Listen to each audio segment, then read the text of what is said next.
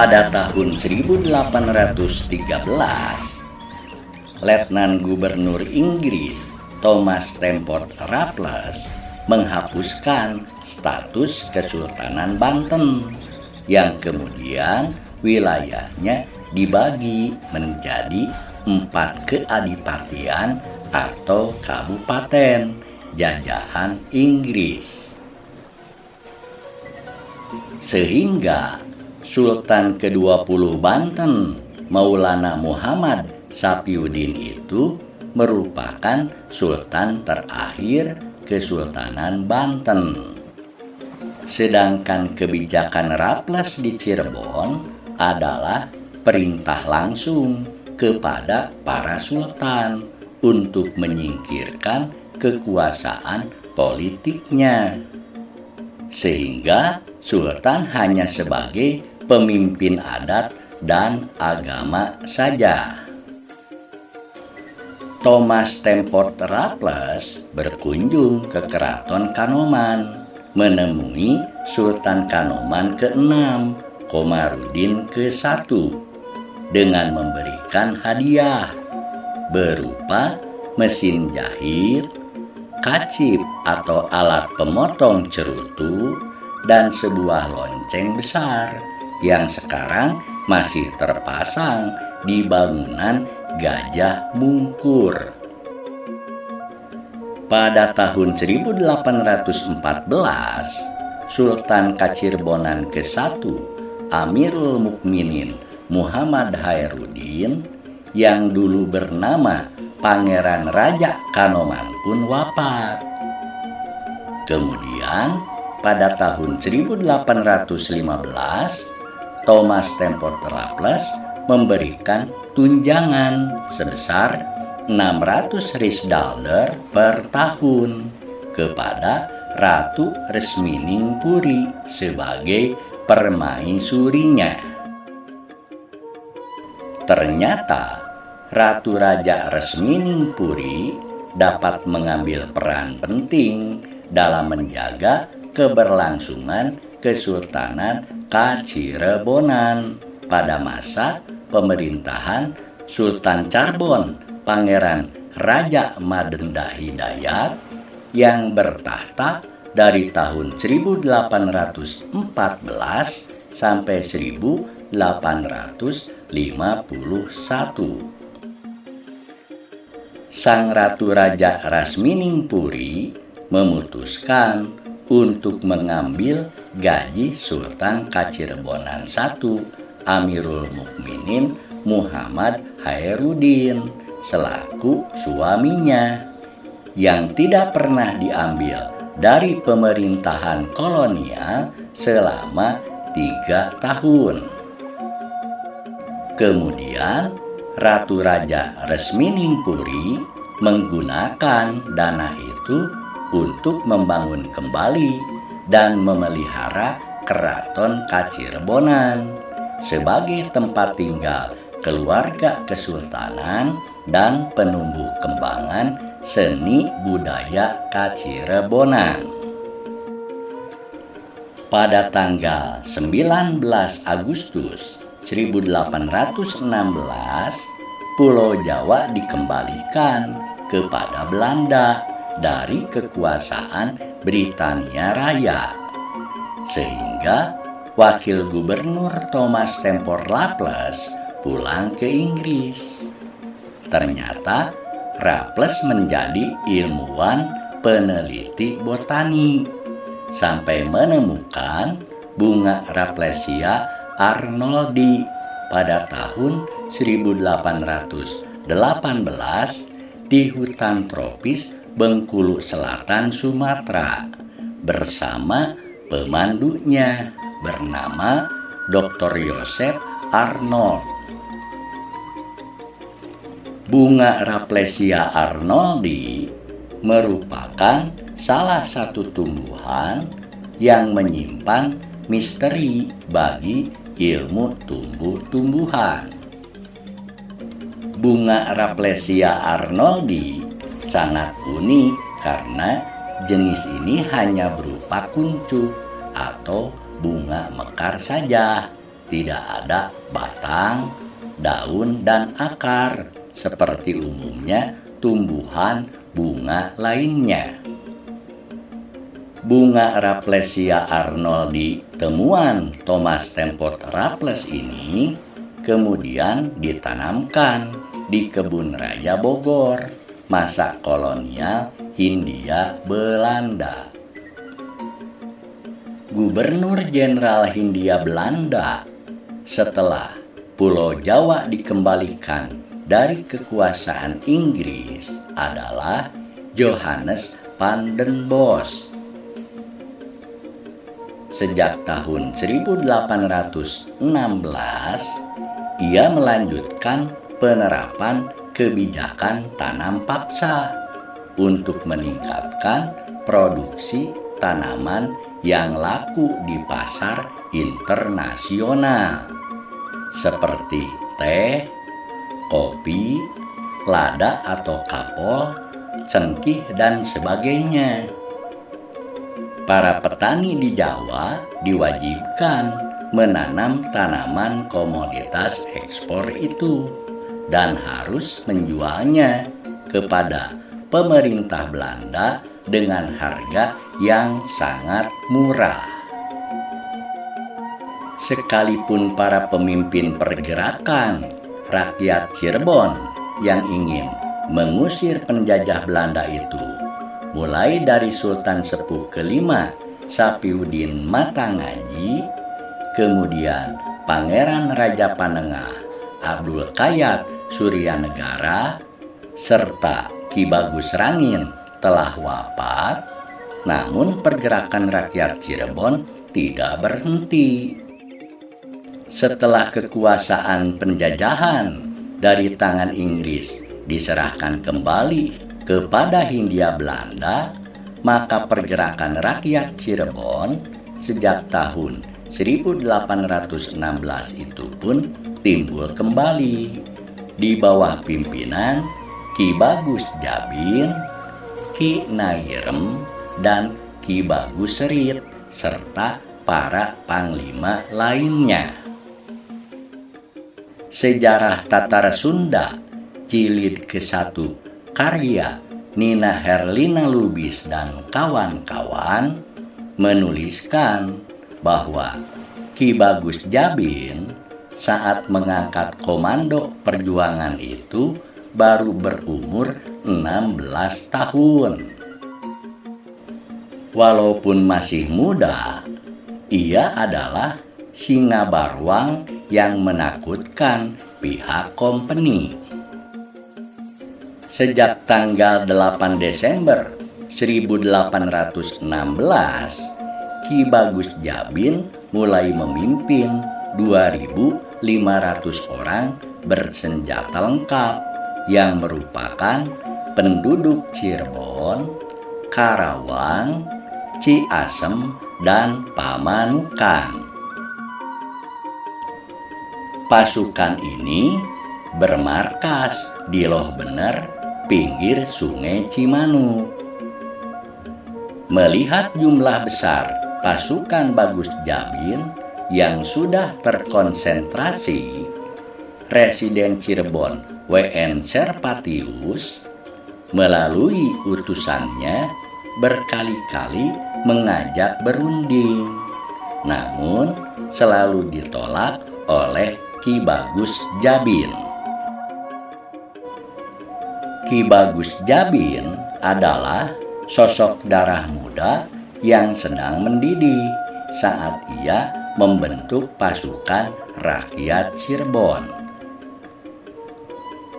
Bagus Jabin adalah keturunan dari generasi pemberontakan pertama karena ia putranya Ki Bagus Sanda, kakaknya Bagus Rangin.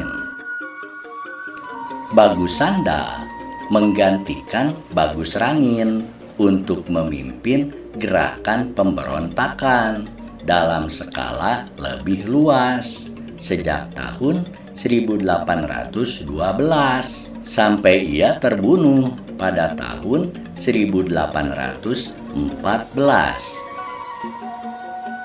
Sedangkan leluhur mereka adalah Ki Bagus Urang sebagai kepala pemberontakan 50 tahun sebelumnya.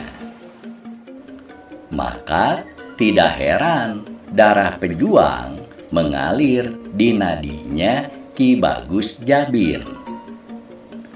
Di pundaknya lah semangat perlawanan Bagus Rangin dan Bagus Sanda digelorakan kembali.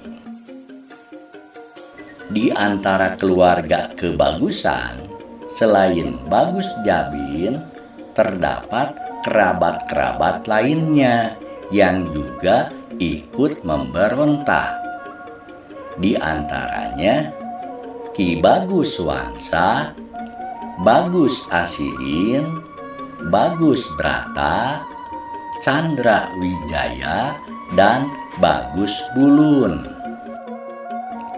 Demikian pula dengan Ki Bagus Serit, adiknya Ki Bagus Rangin pun selalu mendampingi Ki Bagus Jabin memimpin pasukan perjuangan rakyat Cirebon. Nina Herlina Lubis menuliskan kematian Ki Bagus Rangin pada tahun 1812. Sedangkan dalam Tidskrip Purnerland Indi tertera tahun 1814.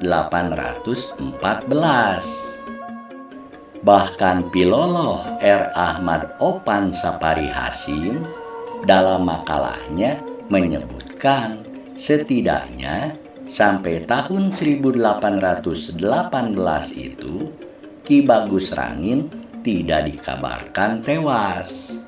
Bahkan dalam versi tradisional, Bagus Rangin diceritakan secara tutur tinular, tidaklah tertangkap serdadu Belanda, melainkan ia menghilang dan dianggap moksa atau ngahiang. Sepanjang bulan Januari sampai Februari tahun 1818, pemerintah kolonial Belanda sangat tergoncang oleh gerakan perlawanan rakyat Cirebon yang tiada henti. Ternyata setelah Bagus Rangin dihukum mati pada tanggal 12 Juli 1812 dan Ki Bagus Sanda terbunuh tahun 1814, semangat perlawanan rakyat Cirebon tidaklah padam karena gelombang besar perlawanan kembali digelorakan oleh Ki Bagus Jabin. Terjadinya serangkaian pertempuran babak pertama sejak 9 Desember 1816 dimulai saat pasukan Ki Bagus Jabin menyerang dan menguasai Kandang Haur. Sehingga Residen Belanda W.N. Serpatius segera mengirim pasukannya untuk mengepung Kandang Haur dari segala arah. Pertempuran pun pecah setelah Bagus Jabin tidak mengindahkan ultimatum Residen Belanda itu. Akhirnya pasukan kompeni Belanda pun dapat dipukul mundur. Pada tanggal 20 Desember 1816, pasukan Residen Cirebon W.N. Serpatius datang lagi menyerang dari Indramayu, ujung Losarang, dan Loh Bener Wetan. Ternyata serangan tentara kolonial itu dapat dipatahkan oleh kekuatan besar pasukan Ki Bagus Jabin. Sehingga pasukan Ki Bagus Jabin dapat menguasai sepenuhnya Indramayu. Kemudian didatangkanlah pasukan dipimpin Residen Priangan, W.C. Panmotman, dibantu pasukan yang dipimpin langsung oleh bupatinya, yaitu R.A. Adiwijaya Limbangan dan R.A. Suryanagara Sumedang. Pasukan gabungan yang dipimpin Residen Priangan W.C. Panmotman, Bupati Limbangan R.A. Adiwijaya, dan Bupati Sumedang R.A. Suryanagara itu datang dari Wanayasa menuju Losarang untuk merebut kembali Indramayu dari pasukannya Ki Bagus Jabin. Bantuan pasukan gabungan itu menjadi darah segar bagi pasukan Residen Cirebon W.N. Serpatius, sehingga akhirnya mampu mendesak pasukan Ki Bagus Jabin sampai daerah pinggir Cimanuk. Di sanalah pasukan Bagus Jabin terjepit oleh pasukan gabungan, sehingga 500 orang pasukan Bagus Jabin tertangkap, 60 orang tewas, 100 orang luka berat, dan hanya 25 orang saja yang mampu menyelamatkan diri bersama Ki Bagus Jabin. Setelah peristiwa itu, Belanda mengira gerakan perlawanan Cirebon telah berhenti. Namun ternyata itu baru babak pertama, karena awal bulan Januari 1818 Bagus Jabin bersama Bagus Rit dan Ki Nairem mengerahkan pasukannya dari Desa Pegadangan, Distrik Indramayu, berkekuatan 100 orang, menyerang kubu penjagaan kolonial di Desa Blandong Cirebon. Dari sana, pada tanggal 23 dan 24 Januari 1818, pasukan Trisula rakyat Cirebon itu menyerbu Palimanan dan mendobrak penjara untuk membebaskan kawan-kawan seperjuangan yang telah tertawan, sekaligus menghancurkan pos penjagaan dan jembatan-jembatan penghubung kota. Mensikapi gawatnya keadaan di Cirebon, maka Gubernur Jenderal Johannes Pandenbos segera mengerahkan pasukan secara besar-besaran untuk menghadapi pasukan yang dipimpin oleh Trisula Perlawanan Rakyat Cirebon, yaitu Ki Bagus Jabin, Ki Bagus Rit, dan Ki Nairem. Pada tanggal 25 Januari 1818, kapal meriam Belanda berlayar ke Cirebon di bawah komando Letnan W.H. Handler. Sedangkan dari Semarang dikirimkan satu detasemen serdadu di bawah pimpinan Letkol Koufrer. Lalu semua pasukan dari markas besar Weltevreden Batavia berangkat naik kapal laut di bawah pimpinan Letkol Richemont pada tanggal 26 Januari 1818 dan tiba di pelabuhan Muara Jati tanggal 28 Januari 1818. Terdiri dari pasukan infanteri Resimen 5 Batalion ke-1 ditambah kompi pribumi dari Batalion 19 beserta pasukan artileri sebanyak 36 orang yang membawa 2 pucuk meriam. Pada tanggal 27 Januari 1818, kaum perlawanan sudah meluaskan serangannya ke Raja Galuh yang merupakan ibu kota Kabupaten Majalengka saat itu. Beberapa rumah orang Belanda dibakar. Di antaranya kediaman Residen Cirebon W.N. Servatius di Raja Galuh dan Prundan di Banjaran. Mendengar gentingnya Raja Galuh, asisten residen Heidenreich dan Bupati Bangawan Wetan R.A. Nitidiningrat segera memimpin 60 orang pasukan berkuda untuk memadamkan kerusuhan. Namun, pasukan itu disergap oleh pasukan Ki Bagus Serit yang menyebabkan Heidenreich dan R.A. Nitidiningrat tewas. Peristiwa itu dengan cepat didengar oleh Residen Priangan Pan Mortman untuk segera mengantisipasi penyelamatan gudang-gudang kopi di Tomo dan Karangsambung. Bahkan Gubernur Jenderal Batavia segera memerintahkan pasukan penjagaan dari gedung peristirahatan Buitenjord Bogor.